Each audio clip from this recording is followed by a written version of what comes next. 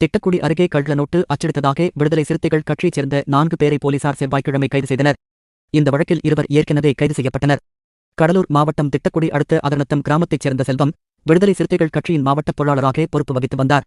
இவர் தனது வயல்வெளியில் கொட்டகை அமைத்து கள்ள நோட்டு அச்சடித்ததாக ராமநத்தம் போலீசார் வழக்கு பதிவு செய்து 2 பேரை கைது செய்தனர். ஆனால் செல்வம் தப்பியோடினார். இதையடுத்து அவரை கட்சியிலிருந்து நீக்கி மாவட்டச் செயலாளர் உத்தரவிட்டார்.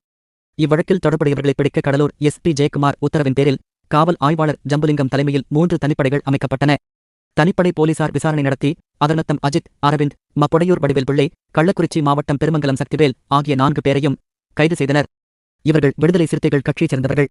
இதுகுறித்து எஸ்பி ஜெயக்குமார் கூறும்போது, அடிதடி வழக்கில் கைதானவர்களை பிடிப்பதற்காக போலீசார் அதனத்தம் கிராமத்துக்குச் சென்றபோது அங்கிருந்தவர்கள் தப்பியோடினர். அதன் பின்னர்தான் அங்கு கள்ள நோட்டு அச்சடிப்பது தெரியவந்தது. 83,000 மதிப்பிலான 500 ரூபாய் கள்ள நோட்டுகள், கள்ள நோட்டு அச்சடிக்கும் இயந்திரம், ரிசர்வ் வங்கியின் போலி முத்திரை ஆகியவை பறிமுதல் செய்யப்பட்டுள்ளன.